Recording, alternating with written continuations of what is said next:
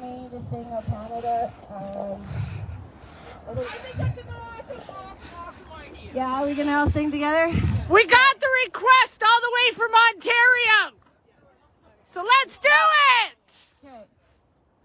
Oh, Canada, our home and native land, true patriot love, in all thy sons' command. With glowing hearts we see thee rise, our true north, strong and free. From far and wide, O Canada, we stand on guard for thee. God keep our land glorious and free. O Canada, we stand on guard for thee. O Canada, we stand on guard for thee. Woo!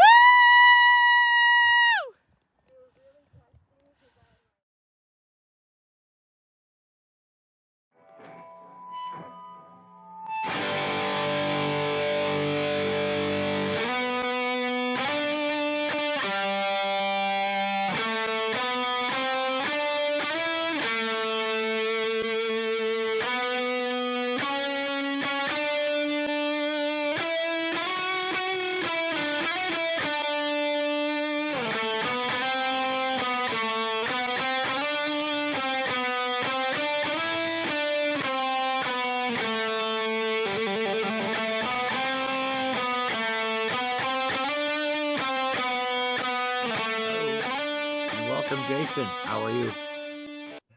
I'm fantastic. I'm nervous and I can't excited hear for this guest and good friend of mine. Excited to be with all three of you. Yeah, we've been waiting to get Jane on for a while now. So this is Yeah. people are going to be able to learn not just they're going to learn how to fight for your rights, right? You can't without knowing your rights, it's hard to fight for your rights. So Jane is the one to talk to on the Bill of Rights. Okay, with that Other being than said, you, let's Jason. bring Jane in. So this week we have my guests, my regular podcast. We have Keck Thus from Fighting Hate 101. We have Jason, Cosmic Truth Authority, professional actor, Jason. And we have joining us today, we have Jane Scharf. And I guess you can wadir yourself there and give us the rundown of who you are and what your qualifications are. There you go. And welcome to the show. Hi, Jane. Hi. I'm just trying to stabilize my stand here and there. Okay. I tried to put it on the side, but it won't work. Okay, I'm all good. All right. Okay. And welcome to the show. And, like today we wanted to chat about a number of things. Hello, Steve. Basically, a lot of talk about the charter. Like all these people are pimping and pushing the charter. And actually, Jason got called a Bill of Rights bully by Ed because he will attack anyone who doesn't agree with him on the Bill of Rights. So I thought today we should talk about both. And that's so amazing to have you on because you are the one who could give us some enlightenment on both sides of the argument. I say, hey, the charter was written for the government and basically not for the people, right? And I think you can agree with that. But Jane, would you like to introduce yourself? And okay, my name is Jane Scharf. I live in Ottawa, Ontario, and I've been around the block a few times, kicking and screaming, so I know a few things here and there. And I've done an enormous amount of research on the Canadian Bill of Rights versus the Canadian Charter of Rights and Freedoms.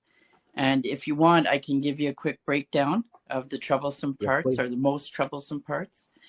You can start with Section 1 of the Canadian Bill of Rights. It says, Canadian Bill, I'm paraphrasing a bit because I'm not reading it, but I think I'll get the basis of it. Canadian Bill of Rights guarantees your rights and freedoms that Oh are no, set. Jane, excuse me. I think you meant the charter. You just made a mistake and said the bill. Oh, sorry, the charter. This is the charter. Yep, Section okay, 1 of the cool. charter. Thank you a lot. No problem. Okay, Section 1 of the charter says the Charter of Rights and Freedoms guarantees your rights that are set out in the charter, so long as they don't have a demonstratively justified reason to override them. Now, that's problematic for a number of reasons. First of all, rights are not given by the government. Rights are natural. So they're from the universe, they're from God. Whoever you see as the source of life gives you your rights at birth. And they're inalienable, meaning they weren't given to you, they can't be taken away. You can't even give them away. They're there. They can be violated, but they're still there. But in the charter, it's talking about the government's giving you these rights, and if they think they have a good enough reason, they'll take them away. And currently, they're deciding that international pandemic is a good enough reason to violate all of your rights, because from A to Z are violated in this process. Life, liberty, security of person, enjoyment of property, religion, freedom of the press, assembly, association, all of that in some way or another, tickets and, other interferences, business interference with business, especially. So that's not a good basis. And that's the beginning of the charter. If you go to the Bill of Rights, you have a completely different standard there. It starts right out at the beginning by saying, this is an act in recognition of your, recognition and protection of your human rights. Charter didn't say human. Bill says human. That's very significant. Yeah, every word in a legal document has a meaning that's put there for a purpose. So these are your human rights. So that reinforces again that these are your natural rights. So in recognition means you've already got them. And this document is recognizing that you got them. Then it goes on to say, I can't give a word for word, but basically it talks about the importance of the family, and we're free men and free institutions, and the importance of moral and spiritual integrity and things like that. And these are the foundations of this legislation and of Canada in and of itself, right? So then it goes on to lay out your rights, and Section 1 says life, liberty, security of person, and enjoyment of property, which is not in the charter. That was taken out. There's no protection of rights of property rights in the charter. And these ones are not to be deprived thereof except by due process of law, which means by common law. So there would have to be a judicial decision that overturns those rights somehow. But that isn't even all of it. Section 1 would require judicial decision and an act of Parliament. So that's a pretty strong, or pretty solid basis for a law. Yeah. And you said, Jane, excuse me, you said too, it would take 3 to 5 years approximately. Just for the act of Parliament, if they could manage to get a judicial decision, and I don't see how they could. There's so much common law that would prohibit a court from eliminating any of those fundamentals: life, liberty, security of person, and enjoyment of property. They're too basic and fundamental. I don't see. I'm not even afraid of that. And political wills, change and come and go, but I think the court wouldn't be able to deviate from those rights unless you invoke the charter, of course, and then they don't have to rely on common law or law. They can just basically use their discretion to come up with whatever situation in the end of the day. So what about the human rights and the fact that our human rights have been taken away unless we're vaccinated? Is that going to affect things like the wording in the charter with the human rights in there? Well, in the charter, it's not protected because Section 1 lets them override your rights if they say they have, or if they believe that they have a good enough reason, and they're telling you that they have a good enough reason. So Yeah, but in the order charter doesn't to, say human rights. It's the Bill of I Rights. can't hear you very well. It's very soft. Oh, I'm sorry. The charter doesn't mention human rights, but the Bill of Rights mentions it. Now, will our use of the Bill of Rights be affected by the fact that anyone who's not vaccinated cannot use the human rights system? I don't know what you're talking about. Okay, I did a video about they've taken away your right to use the Human Rights Commission. No, they or haven't. whatever. No, Yes, they haven't. have. Yes, No, they they have. haven't. Where and how? I did a video about it. Well, what did your video say? I gave proof at the bottom I of the think video. you may be talking about the Human Rights Code, which has nothing to do with the price of tea in China. It's unrelated, completely Well, the Human unrelated. Rights There's Ministry- no right in the Human Rights Code that protects from the kind of discrimination that occurs with vaxxed and unvaxxed. But in the Bill of Rights, Section 1B is all categories. So they haven't changed the Bill of Rights. In order to change the Bill of Rights, I just said they would have to have a judicial decision and an act of parliament. And did your video talk about a judicial decision and an act of parliament? If not, the human rights that you have in the Bill of Rights are still there. The Ministry of Human Rights has told us we are not allowed to use their system unless we're vaccinated. So if I want to take someone but we're not talking about the human rights system. I'm not using it. I don't recommend it because there's no protection for the things that we're being violated about. It's a waste of time. It's even a waste of this show airtime. The Human Rights Code is not usable in regards to vax, period. Poof. And they've said it. They've said it. Who are the they? Who cares? Leave it. Walk away from it. Who cares? The government, TikTok. Well, it doesn't matter. Doesn't matter. Like it doesn't affect your rights and your rights are inalienable anyway. And you got to start thinking like that. Those are my rights. They can't take them away. And they haven't taken the Bill of Rights away. And they can't. Jane, can I be heard? You can be heard, but you're kind of wasting my time with this human rights thing. I beg your pardon? You're kind of wasting my time and talking about the Human Rights Code. That's one way of putting it, I guess, Jane. Well, it is. That's not what I was here for today. And you were here to educate us on the Bill of Rights, correct? I have Kelly Hale's appeal coming up on Wednesday, and I'm extremely busy.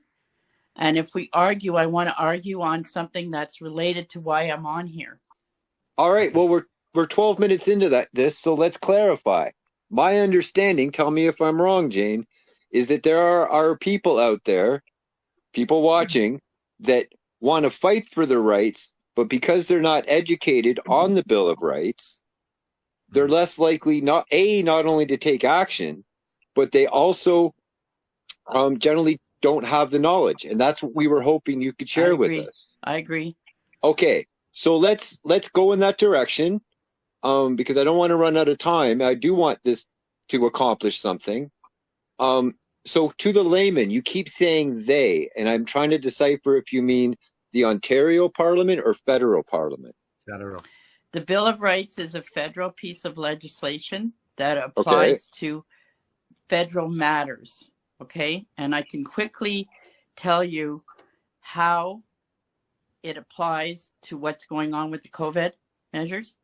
Please. And the way it applies is that what they're doing is use of force.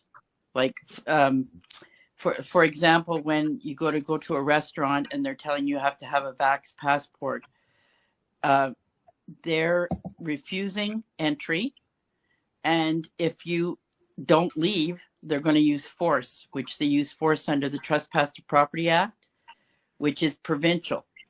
And there's a paralegal that's going around saying, oh, well, you can't use the Canadian Bill of Rights with anything regarding COVID because it's all provincial. Well, you can use it with regard to the use of force.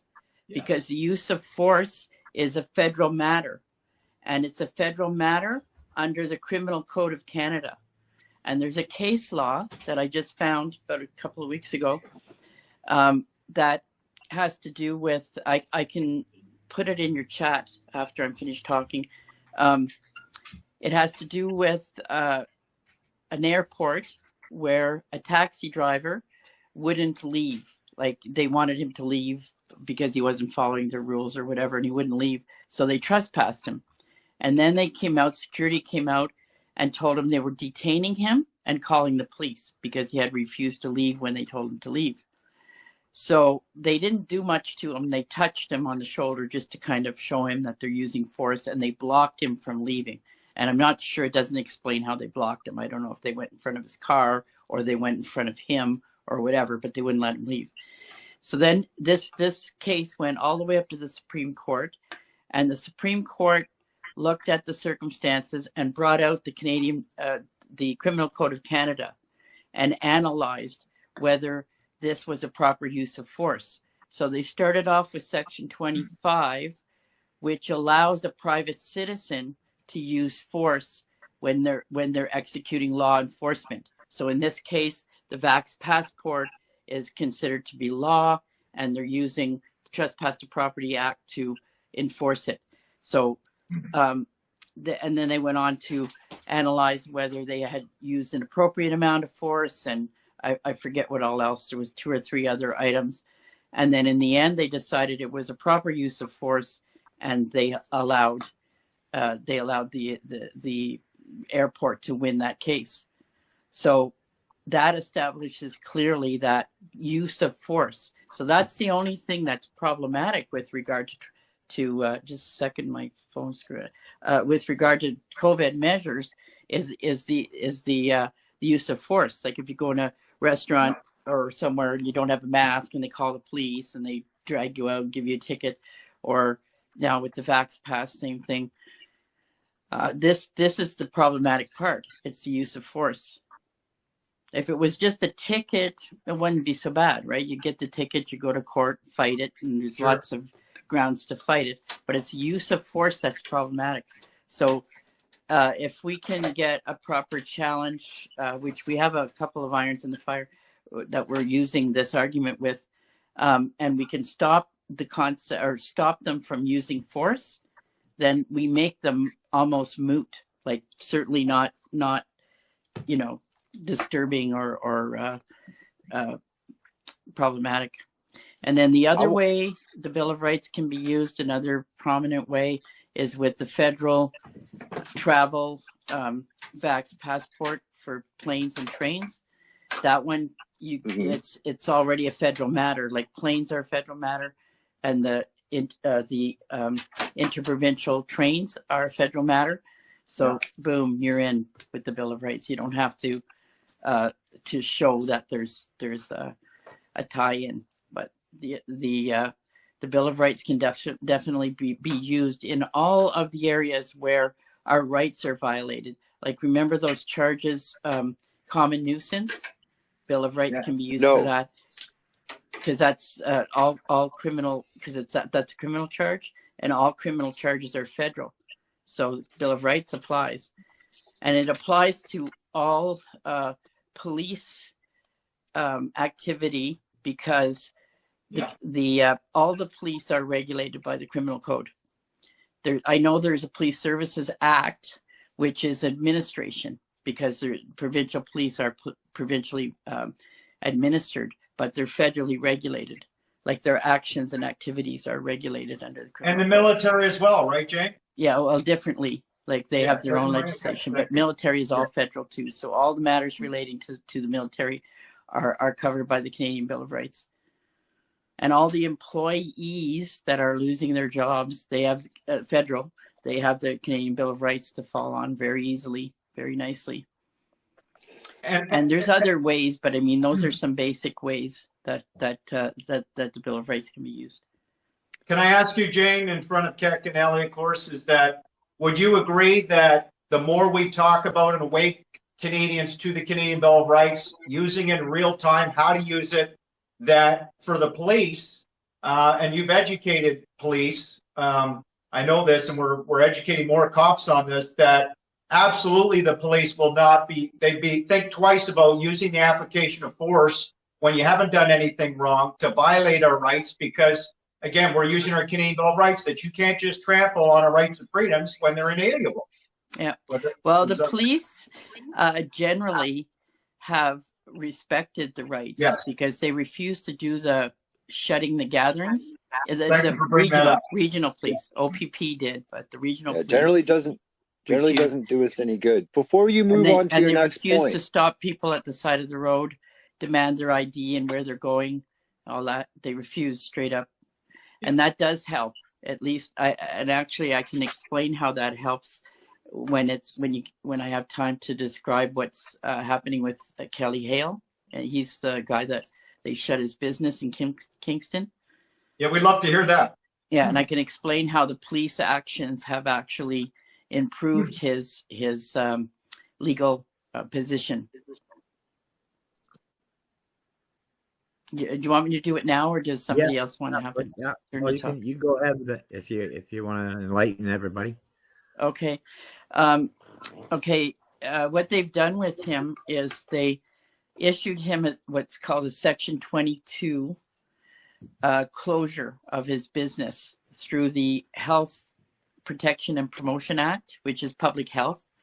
And they told him that he either has to comply with the ROA Regulation 364/20 or shut his business down. So when you look at the ROA, you can see that there's only two spots where there's any enforcement discussed. One is where police can ask you for ID, and if you don't produce it, they can charge you with obstruction under that act. As well, Section 9 of the Reopening of Ontario Act says police, if they know that the ROA is being violated, they can shut down the location, or they can go, or the matter can be brought to court, and an injunction can be levied against the person to close down whatever situation that they're in, which can include your house, your church, your business, all that. But what we have here is a situation where the police, that's not the OPP though. The OPP have violated. So giving me examples of OPP it doesn't address what I'm saying. What I'm talking about is regional police. I think there's 44 regional police services. They are not doing this. And because they're not doing this, when they wanted to go after Kelly, they had to use instead of using the ROA, they had to use the Health Promotion and Protection Act. So what they did is they drew up a demand that he follow the recommendations of Section 36420 or close down. So what they've actually had to do, which is not legal and valid, they've created law with sanction. And they don't have the authority to do that. Only the federal government and the provincial government have the right to create prohibitive law or punitive law with sanctions, not the public health. So the fact that the police have refused to play their part has created a huge weakness in their position, and we're going to attack that. And I think it's left a big gaping hole. If the police had stepped up and started closing all the businesses that violated the ROA, I don't know. I don't know what we'd do. I really don't. I think we'd have to start looking for bunkers. Same as if they would bring the army or the military in. Same thing. We'd be in big trouble. But they haven't lifted a finger either, anywhere. And I know they're saying, oh, they're calling them into Quebec. Well, what are they calling them in there for? If they call them in to help in the hospitals or some way like that, that's not a violation of law, and it's not a violation of rights. If they bring them in to stop people at the side of the road and impose their curfew and all that stuff, then it's a problem. But it would also be a violation of not only the Canadian Bill of Rights, because that's federal, so boom, boom, you go right to the Canadian Bill of Rights, but also the Emergency Act, federal, which says that in emergency planning, they're not allowed to violate your rights, your Bill of Rights, your Charter of Rights, and the International Covenant of Political and Civil Rights. So they cannot do that legally. They cannot trounce into Quebec and go against the people's rights. And there's no provision in Canada for martial law. And just quickly, that Saskatchewan going in martial law is complete BS. So we have problems. I'm not trying to put forward an argument that no problem. We're in deep, deep trouble, and we have to stand up, and we have to stand up smartly to get out of this. But we also have to recognize where we have cohorts, and the police in general have actually had our back, and the military has had our back. And that's not what's going on in other countries. If you look at Australia, their police and their military went against the people. In many UK countries, remember France, they were doing all kinds of stuff, police, going against the people. We had our little Dundas, and what's his name there? Adam Adamson Barbecue. Adam Skelly. Yeah, those two. I don't have proof for the Dundas and the Queen's Park, but I have seen the proof that Skelly's, the police that were there. First of all, the police didn't shut down his place. Public health shut it down. And they shut it down by saying that they were occupying it, and they didn't have any legal right to do that. And then they brought in Trespass to Property Act, which they didn't have any right to do that either. So they couldn't bring in Toronto Police because Toronto Police was refusing to get involved. Yeah. And so they had to hire off-duty police officers and use them as private security. So that's what created this police presence there. And of course, those things are falling apart. The criminal charges, I think they all got dropped on him because they were all BS. It was a big what do you call, horse and pony show. It was meant to scare the businesses, which it did, because business, oh shit, I don't want police dragging my customers out and I'm going off to jail and whatever. I'll just stay closed. As I told you, Jane, and you agreed, it was a complete psyop, and Ellie and Keck know that there's a lot of psyops conducted. Yeah. And you don't have to mention names, Jane. I'll mention it. You get the Arthur Pulowskis, the Henry Hillebrands, in particular Arthur Pulowski. He uses the charter all the time, and yet this boy's getting arrested time and time again. He's up to 3 arrests now, and he's always invoking the charter in all his debates. He's calling the cops and Gestapo Nazis. Everybody's talking about it, and we got to use the Canadian Bill of Rights. Can you hear me? Can I hear? I can hear you, Jane. I can hear. Okay. The fact that Pawlowski doesn't use the Bill of Rights just means that he has what's in front of him and the resources that he is using. Well, you would think... there's more to his story than even what Jason just said. He advocates that all police are fascist. This is a communist country. Yes. All of your government is all tyrannical and fascist. And that's the the flip side of that statement is you have no rights. This is already a communist country. Give up. Yeah. That's demoralization.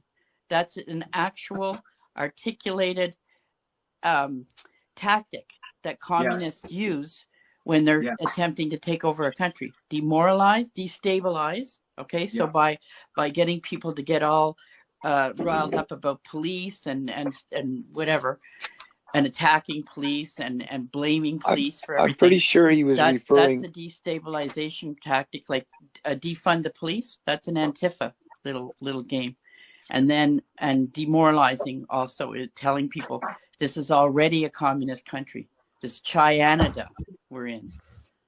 That's not. And he doesn't just do it, and he's having a bad day. He does it systematically, never lets it up.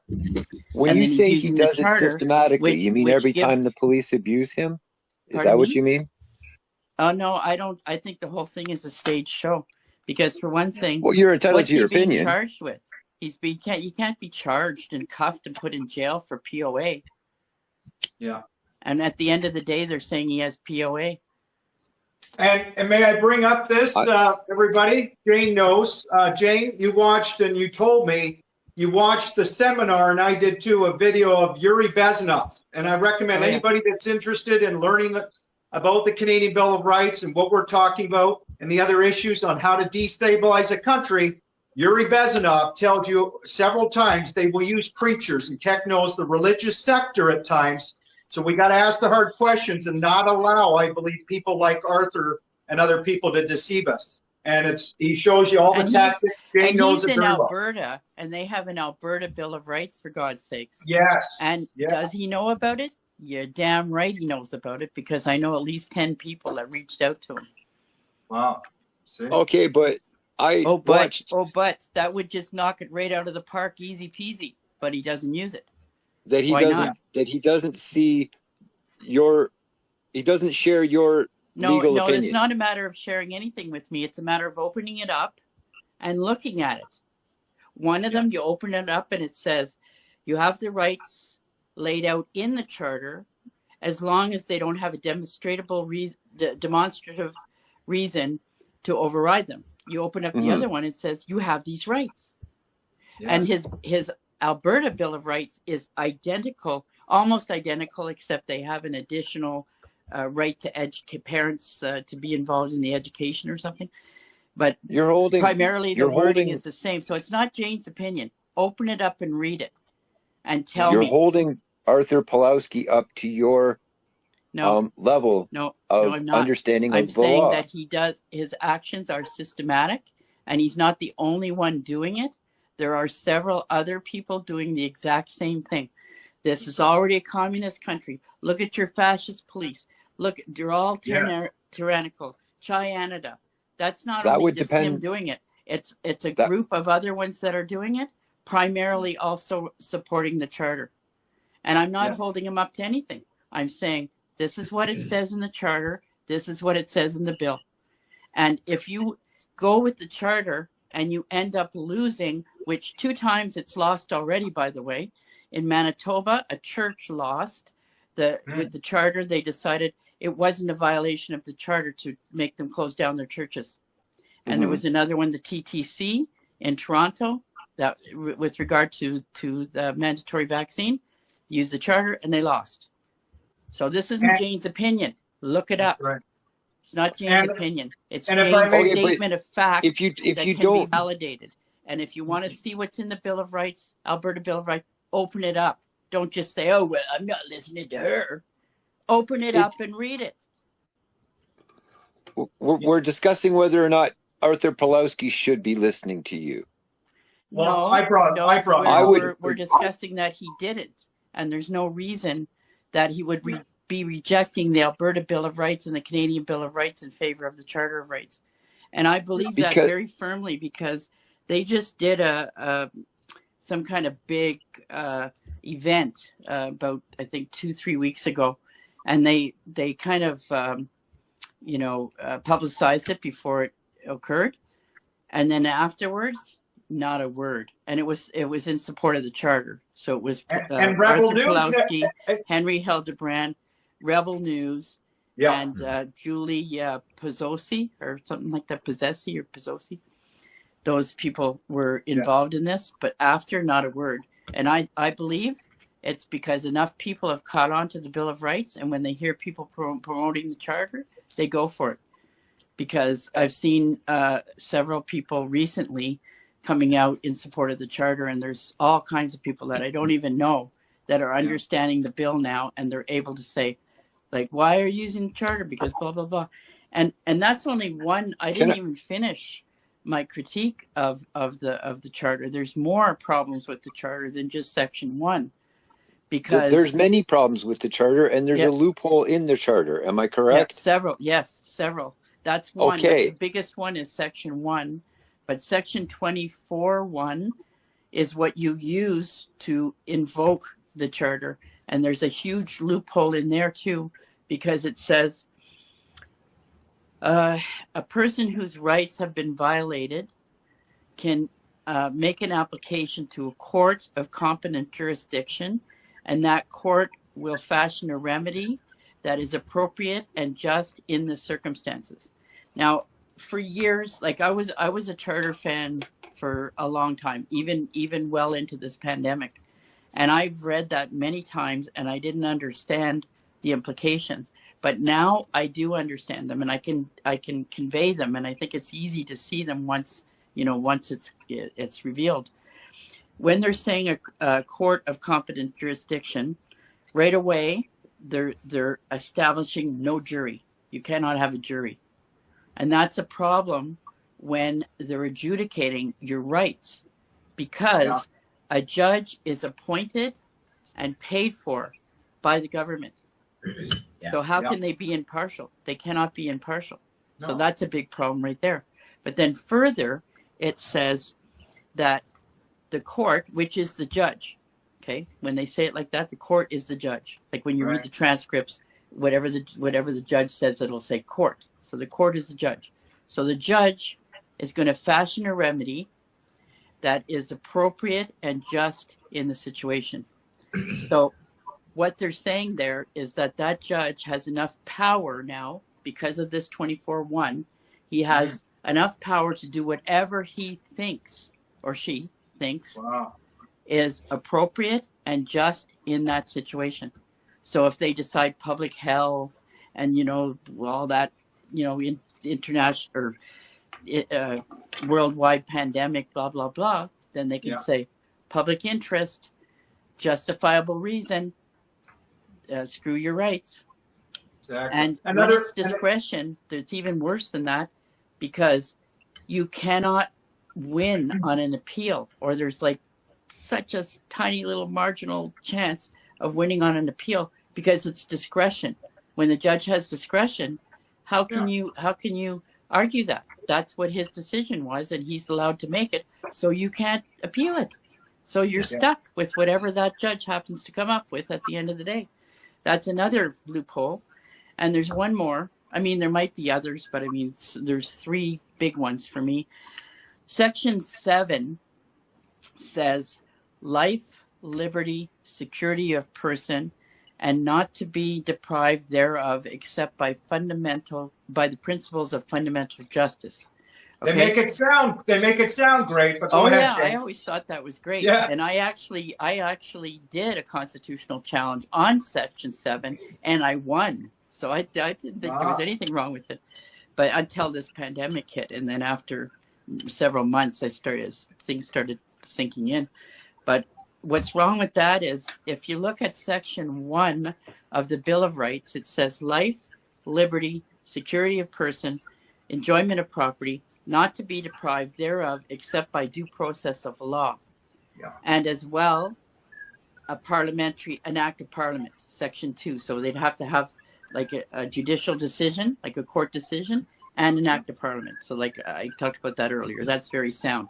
But 7, not so, because the principles of fundamental justice are fluid. Okay, they change over time. And what happens there is that the judge uses it as a guide to make his decision, but again, using his discretion for each element. And one of the elements, if you can believe it, is public opinion. Yeah. So the public opinion that they already created with the media hyping everybody up to be afraid of COVID-19 becomes the public opinion that the judge can use to justify using or to override Section 7 based on Section 1. So those are your three main gaping holes. There may be others, but those are the worst ones. Section 33 is it is a loophole of sorts, but it's not very troublesome because it only applies to any rights that the charter brought out that weren't articulated prior to the charter, such as the language rights. So it applies to language rights and it applies to a few other things, but it doesn't apply to everything. They can't use it. And what it is for is the provinces can opt out of of a right, any of the new rights that are in the charter, simply by passing legislation that says, notwithstanding section whatever, they're going to do whatever. And Quebec did that with language because it's supposed to be bilingual according to the charter, but Quebec is unilingual. So they passed, and it went to the Supreme Court, and it passed with the Supreme Court. They passed a law unilingual French. So they said, notwithstanding section whatever it is for the language, they're going to bring in this unilingual French language. So that I'm not saying that 33 is good, but it's not as scary as section 1 because it's very limited, and you still have to go through a public process of establishing the law as well. So there's public consultation and debate in their legislature and all that stuff that goes with the section 33. But section 1, they can just go wham bam the way they've done, and then it's up to the court later, if you have the wherewithal, the heavy financial burden of that too, to get into court to have a constitutional challenge whether they were justified overriding your rights or not. And one of the problems with doing that is that you have to have what I call public health science pissing contest. And the reason you have to do that is because section 1 says if there's a demonstratively justified reason. Okay, so they're going to say, oh, well, there's good enough reason, international pandemic, Fear. terrible. So you have to come with doctors, virologists, so on, fly them here, put them in hotels, bring them, pay for their day to be in court to counteract that.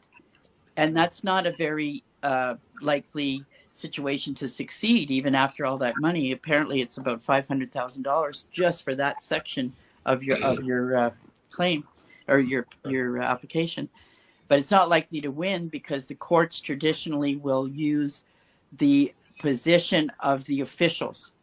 So in this case, it would be Public Health or Health Canada and all like that. So they're not going to look, decipher everything. They're just going to say, well, our professionals are saying this. So the court's going to accept this as the official position. But that whole process is wrong. You do not have to use that process with the Bill of Rights because the Bill of Rights doesn't allow any override. So you just have to go there and show your rights are overridden. Like for the example, the case of the transportation vax passports, you show this is a violation of section 1A because it's a breach of privacy and it's a breach of informed consent. And there's Supreme Court rulings about informed consent. And what they're doing there does not meet the conditions of information gathering. Like not even close, like a 16-year-old at McDonald's at the door asking you for your ID and your Vax Pass. The police can't even ask you for your ID for Christ's sakes unless you committed a crime. And you're going to say the 16-year-old at McDonald's is going to do that? That won't hold up. And you don't have to argue whether there's good enough reason for that to happen. You don't have to argue that. You just show that's happening. My rights are violated.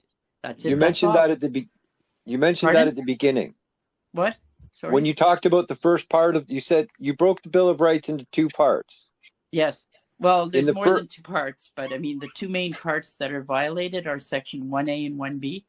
Okay. And the section 1A, I guess, is the protection when I enter stores, what you were just talking about. And 1B and 1B too.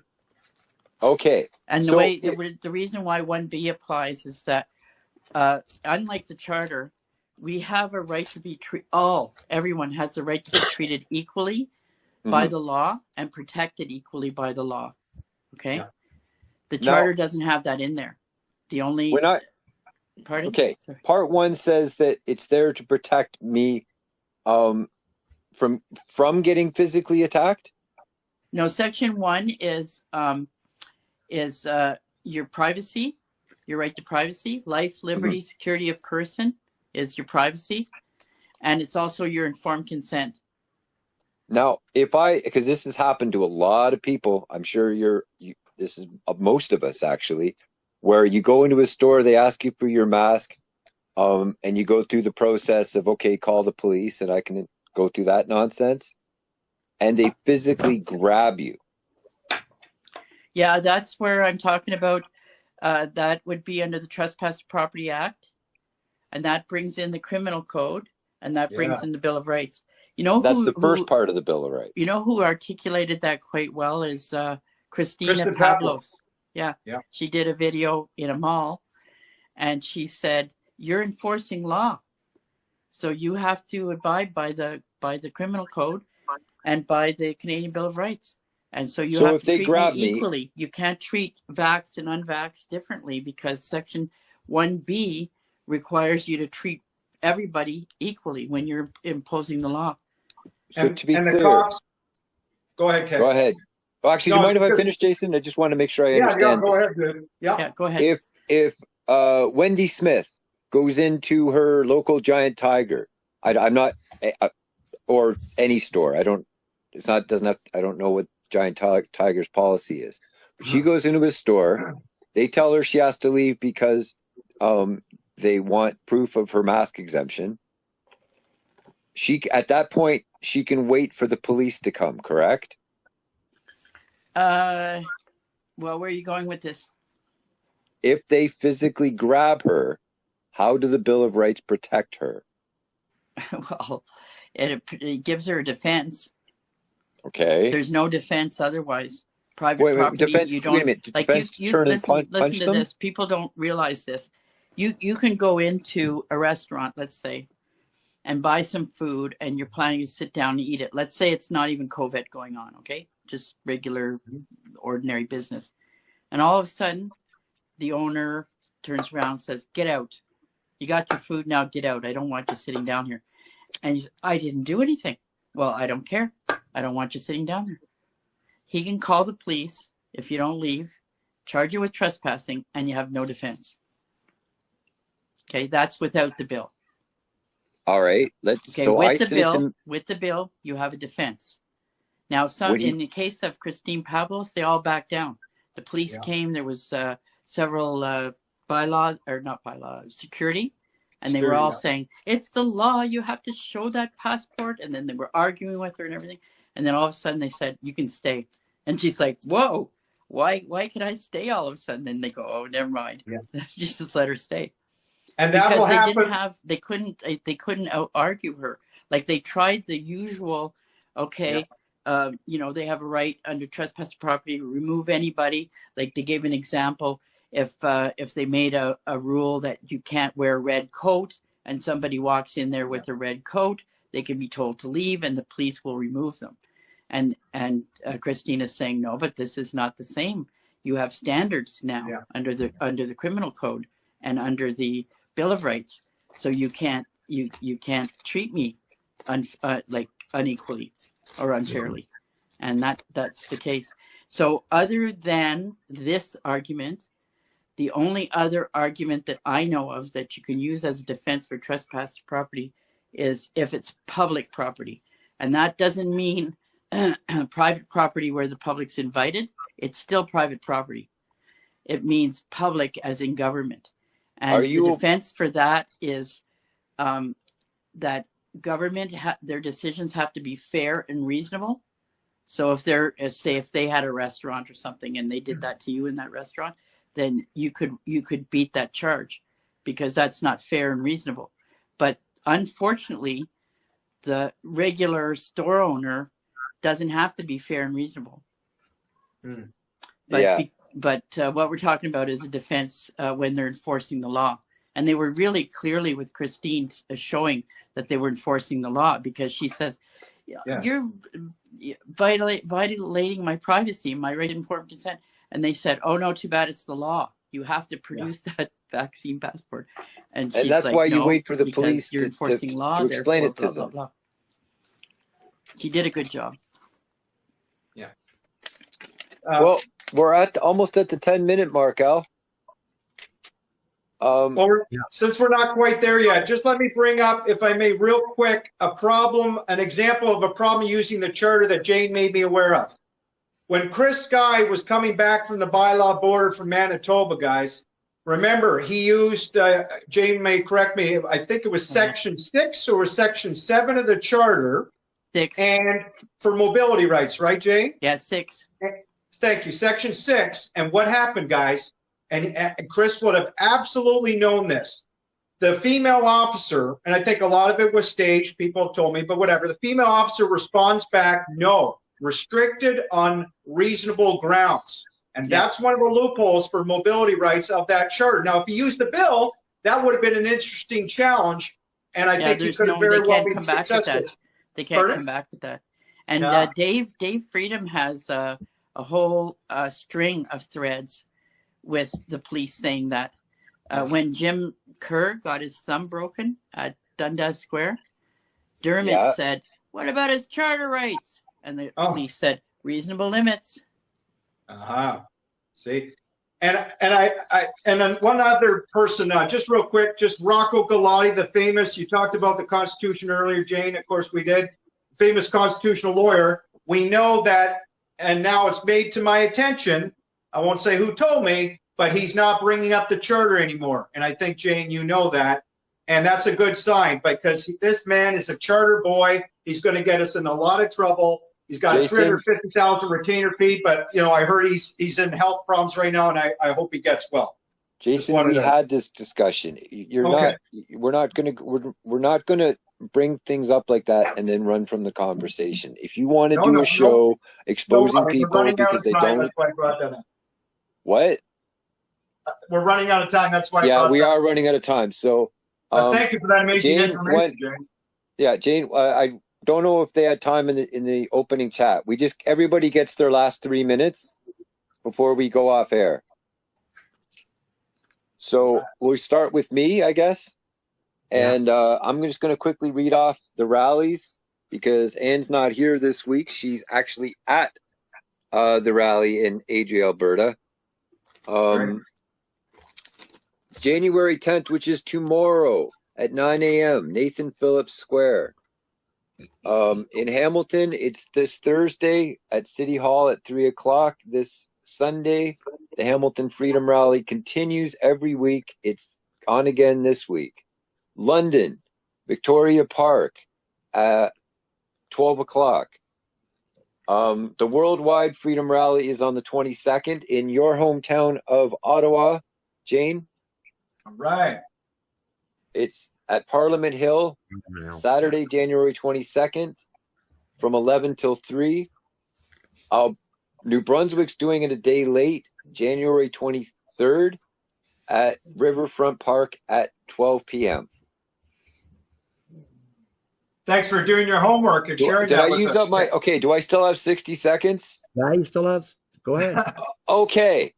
In 3 of your last videos, Jane, and the last 3 speeches of yours, Jason Cosmic Truth Authority, actually, I'm making a claim about Jane I haven't seen, but I'm going to go back to your last 3 videos, and I'm going to see if you talked about United Non-Compliance. No, I did not. And I'm going to go through your last 3 speeches, no, Jason. I did not. And I'm going to hear how many times you talked about United Non-Compliance. Because if you haven't, you have demonstrated that both of you are controlled opposition. That's my 2 minutes. Oh. The reason why I don't believe in United Non-Compliance is because there's no substance to that position. Same with just say no. We say just say no because you have rights, and you need to learn your rights, and you need to learn how to use them. Now, to show that I'm controlled opposition, you'd have to show that what I'm doing is demoralizing people and destabilizing the system. That's what their strategy is. Their strategy certainly isn't going around spending an enormous amount of time telling people what their rights are and helping them. I help people with charges. I help people with the Section 22s, with any kind of, and I'm not charging them either, by the way. I'm doing this on a voluntary basis because I regard this as a war, and we're trying to win this war. So we're trying to put our rights out there to everyone and get people moving and acting on them. United Non-Compliance is just a little pile of poop words. Doesn't mean anything. I agree. And Jane, I have a shirt for you. I'm still saving it for you, darling. The Canadian Bill of Rights here for you, okay? Right on. Where's mine, Jason? Oh, I haven't purchased it yet, but I promise I will. When I get time, I will, and money, and it's coming to you guys for sure. Since you asked, Ellie, for sure, I'll get you one. Thanks for allowing Jane, having Queen's Jane, Park, I inviting her forgot. on, both of you. Pardon me? What's that? Go ahead, Canuck. Oh, I just said Jason Queen's Park. I forgot. I Thank had you. my time. Yes. Go ahead. um, It's Queen's Park. You want to go ahead, And Jason? And Jane, I just want to let you know, for what it's worth, in my speech, I was glad I did it. I really honored the women after I mentioned the men and the Malcolm X quote that he said about men, you know, that your rights are not, I forget what he said. Anyway, they're not given, right? And equality is they're not given. inalienable. Exactly. He says, we got to take it. And I said, for you women out there in the late 1800s, right next door in the United States, it was almost a revolution between 1900 and 1950. And the women started it in shirt factories, fed up with the hideous work conditions, the slave labor, 18-hour workdays. And they marched the streets and they were ferocious, as Dr. Shiva says. And I said, it can happen, it can, it will happen. Yeah. And I should point out with Christina Pavlos, she got her information about the Canadian Bill of Rights from Jason's videos. So she was non-compliant when she went into that mall, and she was successful because she had learned what her rights were and how to assert them. So Jason is the opposite of controlled opposition. He's actually empowering people with knowledge. Thank you, Jane. So we want to say no, but not just say no.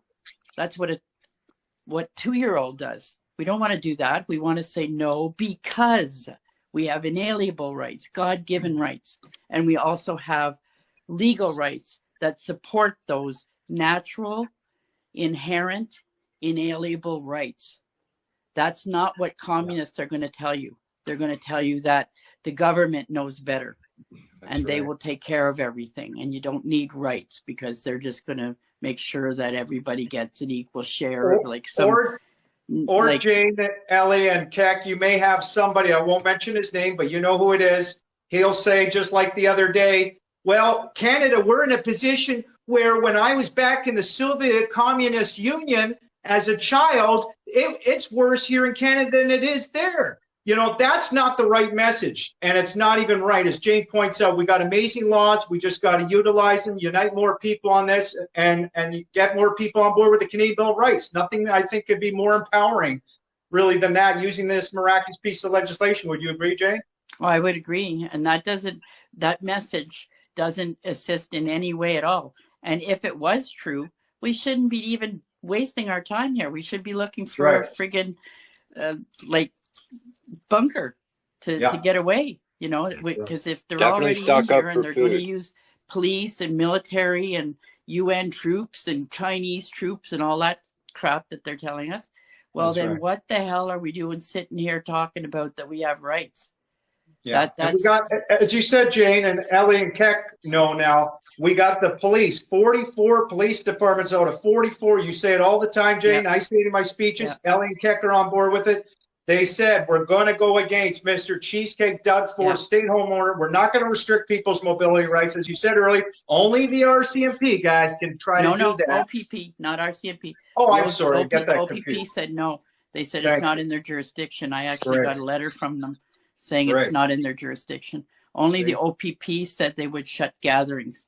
Yeah, thank you. And the regional police didn't give a public statement about gatherings, but they didn't do it since day one. As a matter of fact, I can say this really quick. Kelly Hale, they gave him a Section 22, and then they went to the court to get an injunction against him to lock his doors. And it was for the sheriff and the police to lock his doors. So the sheriff and the police came and said, we're here to lock your doors. And Kelly said, no, you're not. I don't want you to lock my doors. So they said, okay, and they left. And the public health had to drag them back to court, the sheriff and the police, to force them with a court order to use force against him. So in other words, they could have done it by the first injunction, and they refused. The sheriff and the police refused. They had to be forced by the court. So it's not good that they can be forced by the court, but that can be challenged too. And we're doing that.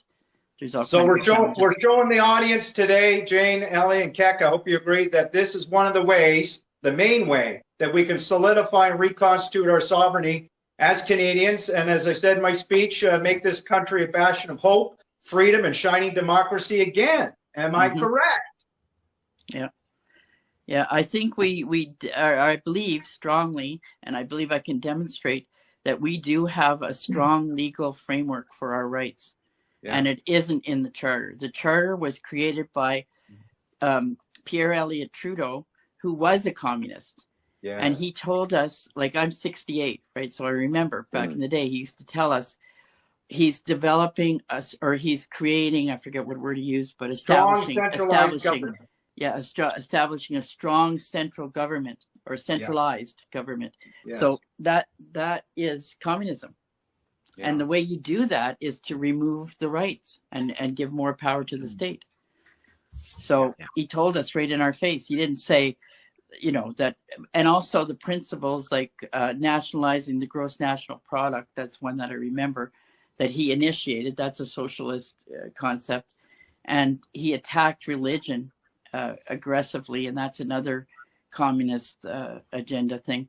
And just the wording of the charter, section 1, shows that it's meant to provide an opening for the communism, because it says demonstratively justified reason that will be established by a judge that we appoint and pay for. Yeah, that's a good one. I can't thank you enough, Jane. I'm sure Ellie and Keck really appreciate all your amazing expertise and insights and empowering Canadians to move forward. And I can't thank you enough personally. Yes, thank you for coming on. I appreciate the opportunity. Also, the more this message gets out, the better. And want to see more people like Christine Pavlos. Yeah, exactly. Exercising these rights. Definitely. Yeah. Thanks for coming on, Jane. Thank you for coming on and educating us. Okay. And if sorry. You want to stay on at the end, eh? Yeah, I'll stay on. We're gonna shut this down. I'll be right with you guys. I'm just gonna remove you from the stream for a sec until we go offline. Okay, everybody. This is Al. I want to close off with my 3 minutes, and I want to thank Jane Scharf for coming on. I encourage people to try and learn everything you can to protect yourself, because the charter, and I've been saying it, is not protection. It was made for the government. If you look at how it's worded, and I knew this in the 80s when I was like, this is bunk. This is for the government. You have this right unless the law says otherwise, or unless you're infringing on the law or whatever. So that really is not for us. So I do believe the Bill of Rights is the better thing to use.